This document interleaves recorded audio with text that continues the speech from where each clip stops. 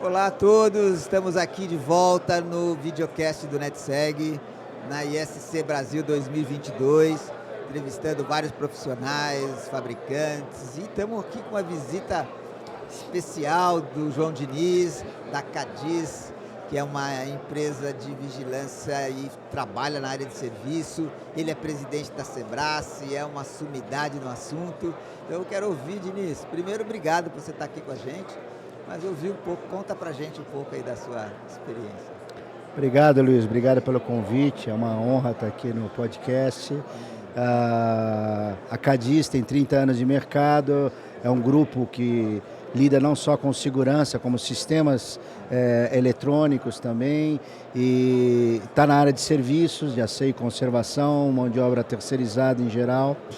E eu estou como presidente da Sebrae, que é a Central Brasileira do Setor de Serviços, que é uma das grandes representantes do setor. A Sebrae, ela responde via 82 associações, sindicatos, federações, por 9 milhões de emprego e 940 mil empresas, Brasil. Maravilha, parabéns. Isso dá 22% das carteiras de trabalho assinadas do país. Uau. Então a gente tem uma representatividade dentro do setor de serviços, principalmente de mão de obra intensiva, né? E serviços terceirizados. E temos aí com várias bandeiras, aí com várias lutas, e agora fomos convidados aí junto com a ABSEG nos convidou, estamos com o stand junto com eles e prestigiando essa feira aí maravilhosa, a ISC, que está congregando todo esse rol de mão de obra, tecnologia, representando essa pujança aí do setor de segurança. Verdade, que voltou com muita força, né, Diniz? Realmente foi muito bacana ver o mercado reagindo de forma positiva, tudo voltando ao que era. E aqui a gente está trazendo esse tema do como que essa questão do serviço de segurança passou pela pandemia e o que vem depois. Qual é a tendência do segmento, Diniz? Olha, eu acho que a tendência é a especialização, né? Nós estamos mudando, embora ainda não de forma muito significativa, mas está acontecendo, que é a mudança da contratação padrão europeu, que é a contratação por padrão de qualidade e não apenas por preço. Né, que em terceirização, não só visando terceirização por preço, porque na Europa a terceirização é um diferencial pela qualidade, pela especialização, e isso está se repercutindo no Brasil.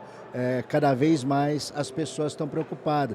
Isso vai na onda do ESG também, tá certo? Essa preocupação com o meio ambiente, com a governança, com práticas sustentáveis, e isso tudo força uma especialização na contratação de serviços. Então, está tendo uma evolução. E na pandemia aconteceu isso, em razão da restrição dos serviços. Alguns foram cortados em razão mas outros, que eram serviços próprios, que as pessoas faziam próprio, tiveram muito problema de contratação, em razão de absenteísmo da própria doença da Covid, né, que precisou muita gente faltando, contraindo o vírus, e no início o afastamento, o protocolo padrão era de 14 dias, agora está 5, 6 dias, o protocolo médico, mas logo no primeiro quase 2 anos foram 14 dias. E esses 14 dias, como é que a pessoa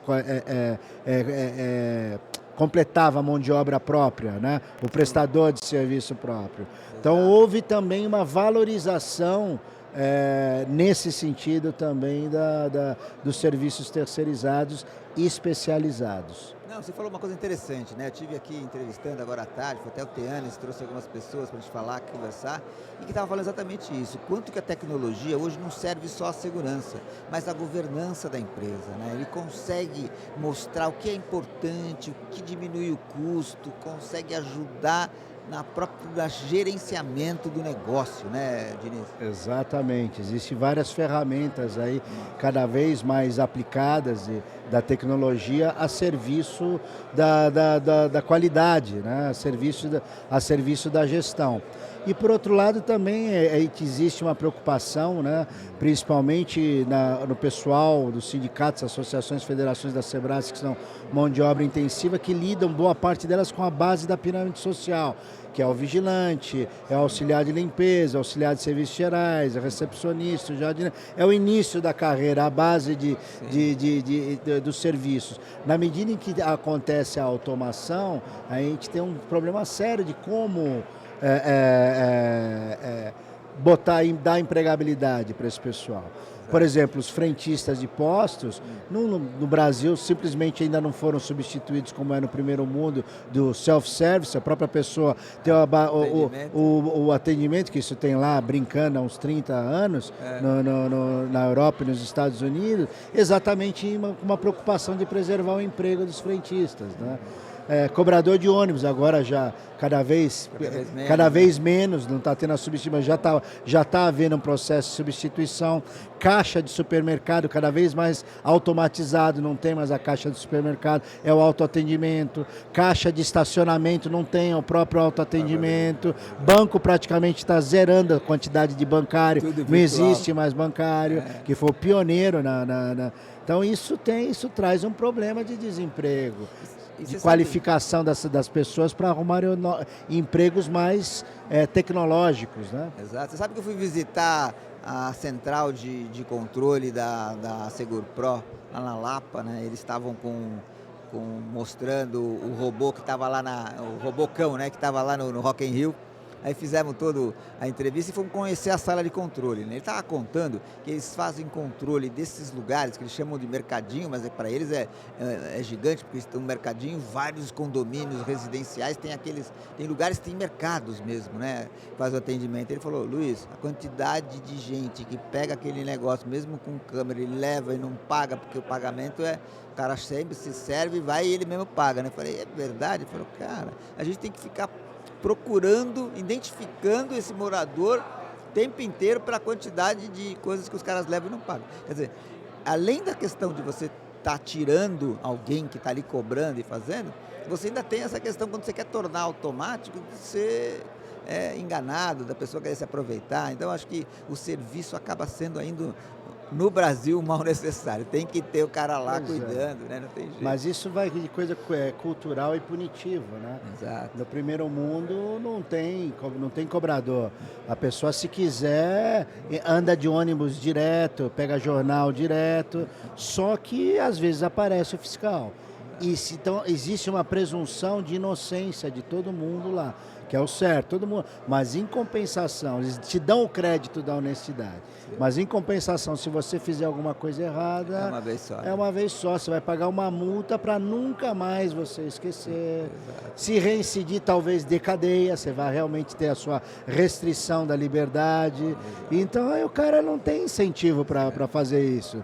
Então, na verdade, o que acontece? Nesses países foram feitos um pacto social, onde todo mundo se submeteu à lei e falou: nossa, isso não é legal, isso é ruim, mas é necessário. Nós precisamos disso para que as coisas funcionem. Então, através dos legislativos, dos executivos desses países, fizeram leis e são cumpridas. E a sociedade fiscaliza. Colabora, exato. Para o bem e para o mal. Tanto que é comum o pessoal ir para os Estados Unidos, Canadá, principalmente o mundo saxão. Eu estava em excesso de velocidade e veio uma viatura não sei da onde. Esse não sei da onde, alguém que viu, te caguetou e a polícia vai e confere. Esse eu não sei da onde. Todo mundo te cagueta. Né? Tem um conhecido que falou que o amigo dele, no Chile, né, nem em primeiríssimo mundo, foi viajar, ficou acho que 15, 20 dias fora, a grama do jardim dele cresceu. O vizinho caguetou, o pessoal levou uma multa da prefeitura porque não cuidou do jardim dele. Na Alemanha, depois das 22 horas, não pode dar descarga para não incomodar, para não fazer... Tá certo? Então você vai fazer as suas necessidades fisiológicas, vai tentar doutrinar teu organismo até as 22, se não der certo, você vai ficar com os dejetos lá até 6 horas, 6, 7 horas da manhã para você poder dar a descarga. Ou então tem um balde de água também para...